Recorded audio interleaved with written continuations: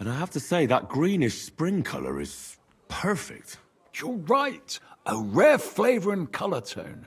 It's essentially a lighter wine.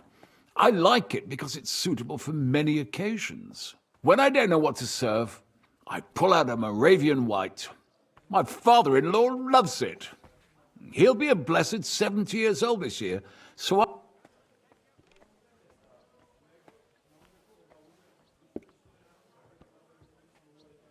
One beer, please. I wouldn't do that if I were you. According to Galen, it's not right to give the sick and elderly cold wine. They themselves are cold, so it's better to balance it out with a warm wine. A strong and sweet red that ripened on a sunny southern hillside. I see you're an expert in medicine as well as wine, Goodman. Galen, you say? Yes, Galen and other scholars share similar opinions. Anyway, let's have a cup of something else. My thoughts exactly. What shall we... Ah, I know. Let's have some red. How about a young Blaufränkisch from Austria? Or as we call it in Bohemia, Blue Frankovka.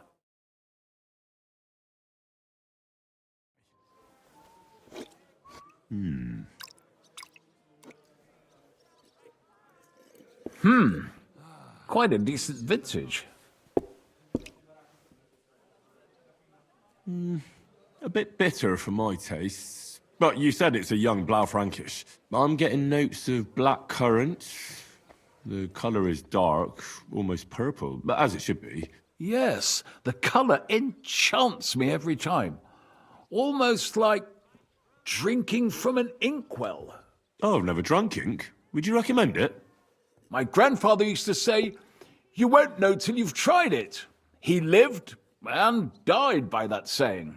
Uh-huh. What happened to him? Well, the poor fella suffered from ulcers. So one day, true to his favourite saying, he tried drinking spirits to cure himself. "Burn the canker," he said. Well, he burnt it so thoroughly, he was dead in a week. God rest his soul. To your grandfather, and his contribution to advancing the knowledge of medicine.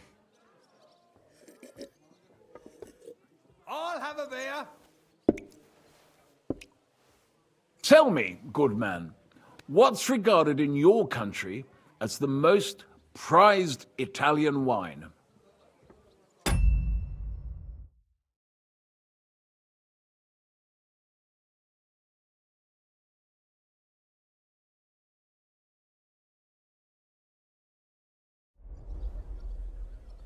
Definitely Vinsanto.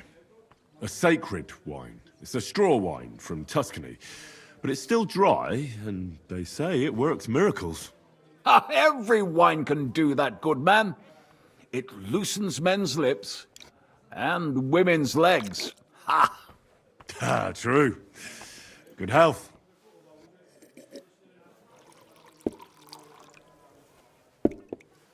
Well then, let's move on to the next one. After all that quality stuff, let's refresh ourselves with something simpler. Would you like a Hippocras? Certainly. The better ones will go straight to our heads. And I'll admit, I do like it from time to time. Nothing to be ashamed of. It's not easy to make a good Hippocras. Mine has an unusual ingredient in it. Let's see if you can tell what it is.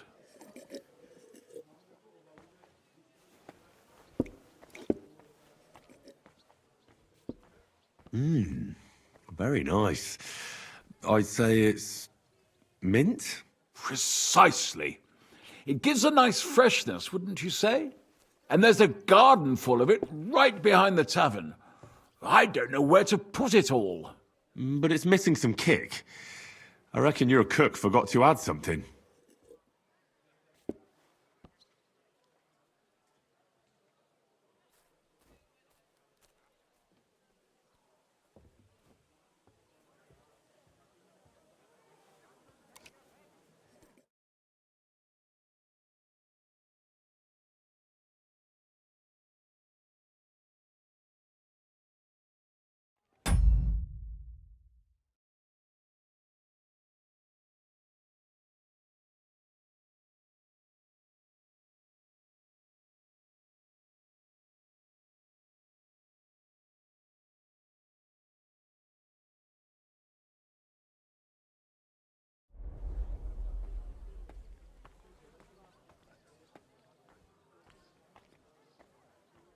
Ginger.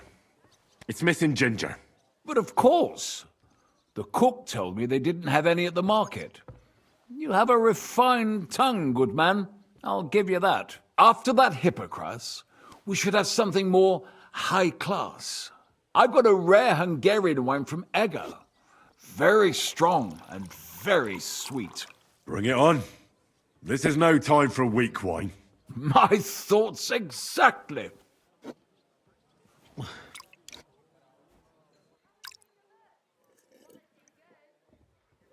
So what do you think?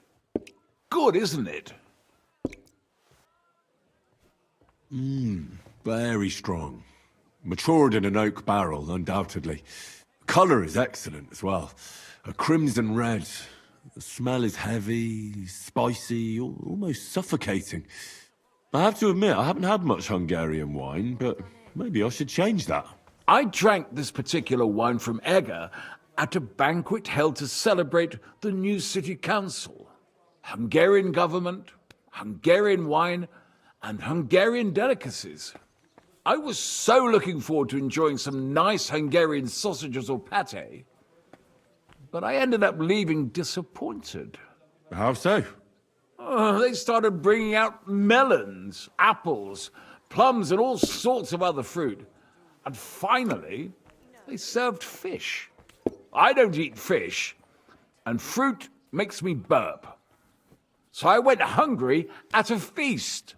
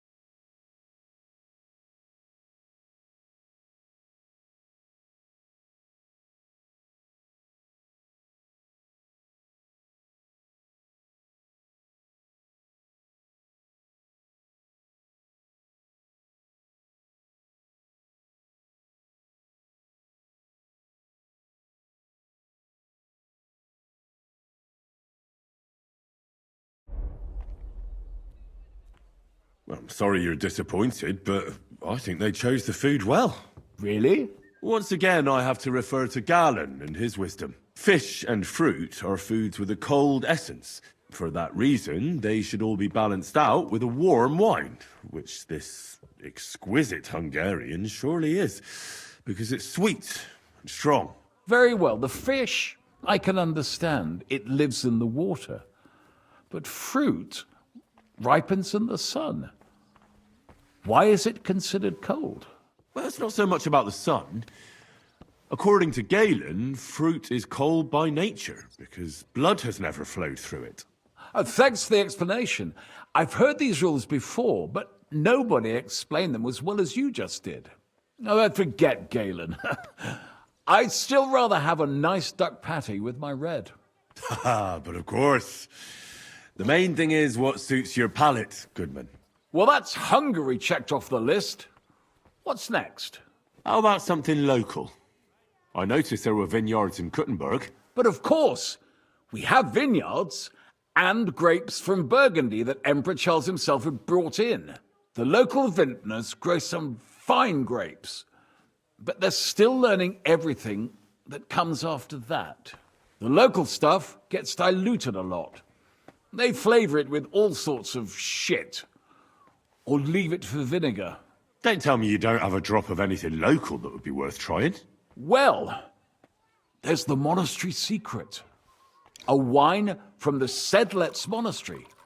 My cousin Jerome is the custodian of the monastery vineyard. Ah.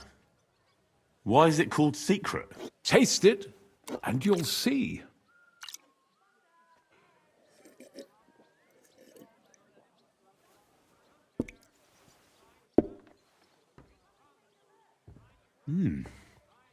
Interesting. There's no trace of any flavour that shouldn't be there. Neither honey nor spices. Just the pure taste of wine. But there is something to it. Something I don't recognise. That's it, good man. Is that the secret? Exactly. The monks add a secret ingredient to the wine. A secret ingredient? How do you know that? Like I said, my cousin Jerome is the custodian of the monastery vineyard, and I handle their supply. Sometimes I bring food for the workers, new barrels, tools and the like. And from time to time, I bring them a sealed crate which smells peculiar. Jerome didn't want to tell me what's in it, but when I insisted, he told me it's some kind of incense they burn in the barrels. Really? I've never heard of such a thing. Neither have I. But like I said, the chest was sealed and the whole thing is shrouded in secrecy. A real monastery secret. What should we drink next? I'm glad you like my wine. But that's enough tasting for today. After all, I've offered you everything worth trying, and now the wine is starting to go to my head. But you're welcome to stay in my tavern as long as you like. I have to say, I really enjoyed our chat. It's rare to meet someone who really understands wine. I enjoyed your company a lot too. Nevertheless, I won't keep you, Goodman, and I'll bid you farewell. Farewell, and if you decide to extend your stay in Kuttenberg, stop by for a drink again. Definitely.